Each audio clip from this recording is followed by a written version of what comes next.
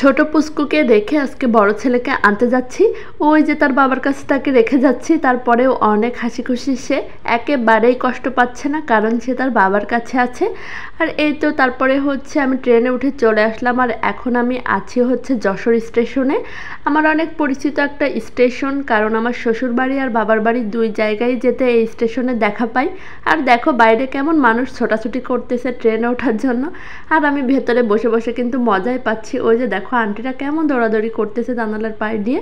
তো যেহেতু একা একা জার্নি করতেছিলাম অনেক দিন পর, কারণ এখন একা জার্নি তেমন একটা করাই হয় না, তো অনেক বেশি ভালো লাগতেছিল। আর এভাবে যখন সব গাড়িকে দাঁড় করিয়ে ট্রেনকে ছেড়ে দেয় তখন আমার যে এত বেশি ভালো লাগে এই সিনটা দেখতে, যার জন্য তোমাদেরকেও দেখালাম। আর মাত্র যশোর স্টেশন পার হয়ে যাচ্ছি, আর তারপরে আমি যখন ঝিনাইদহ পৌঁছালাম, পৌঁছে দেখি যে আমার শাশুড়ি আমার ছেলেকে নিয়ে অপেক্ষা করতেছে। তো তারও 1 ঘন্টা পরে আমার ট্রেন আসে, আর এই তো ট্রেনে উঠে আমি আর আমার ছেলে বসে আছি।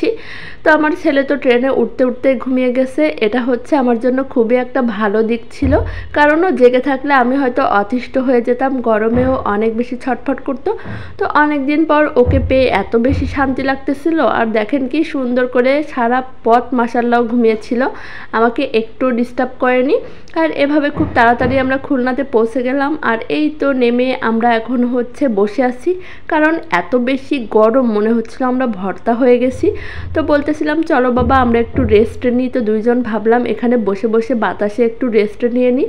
আর আমার ছেলেও অনেক দিন পর আমাকে পেয়ে অনেক বেশি খুশি ছিল। তো অনেকক্ষণ দুজন এখানে বসে বসে গল্প করতেছিলাম। দেখেনও একটার পরে একটা গল্প আমাকে বলেই যাচ্ছিল, কি কি করে সে বাড়িতে, তাকে কে কে কী বলে, তার তো গল্পের কোনো শেষই নেই। যদিও প্রতিদিনই সে ফোনে আমাকে সব কিছু বলে, তারপরেও দেখা হওয়ার পরে অনেক কথাই জমিয়ে রাখে যে দেখা হওয়ার পরে বলবে। তো এই তো সে আর আমি ট্রেন থেকে নেমে অনেকক্ষণ গল্প করে তারপরে একটা রিক্সা নিয়ে নিলাম। আর রিক্সায় আমরা দুইজন কিন্তু অনেক বেশি মজা করতে করতে যাচ্ছিলাম।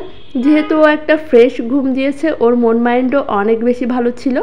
তো বাসার সব ঘটনা আমাকে বলতেছিল যে বাসায় এটা হয় ওটা হয়। তারপরে সে খুলনায় এসে অনেক বেশি খুশি ছিল, তো সব কিছু আমার সাথে শেয়ার করতেছিল। তো আমরা দুইজন ফুরফুরে মেজাজে গল্প করতে করতে চলে যাচ্ছি বাসায়। আর এখন কিন্তু প্রায় সন্ধ্যা হয়ে গেছে। আর আমি তো সে ওকে আনতে গিয়েছিলাম একদম সকালে 9টার ট্রেনে। সারাদিন বাইরে থাকার কারণে অনেক বেশি ক্লান্ত লাগতেছিল, কিন্তু বাসায় এসে যখন দেখি হাজব্যান্ড এমন সুন্দর ফ্রেশ ঠান্ডা ড্রিঙ্ক বানিয়ে রেখেছে, এত বেশি মনটা ভালো হয়ে গেল। তাও একটা না 2টা গ্লাস দেখি যে ভর্তি করে, দেখেন কত রকমের ফ্রুটস দিয়ে ঠান্ডা ঠান্ডা ড্রিঙ্কস বানিয়ে রেখেছে আমার জন্য। আর সারা দিনের ক্লান্তি যেন নিমেষেই চলে গেল আমার হাজব্যান্ডের হাতের এই মজাদার ড্রিঙ্কস খাওয়ার পর। ছেলের সাথে অনেক সুন্দর মজার একটা দিন কাটালাম। তো তোমাদের কেমন লাগলো অবশ্যই কমেন্ট করে জানিও। আল্লাহ হাফেজ।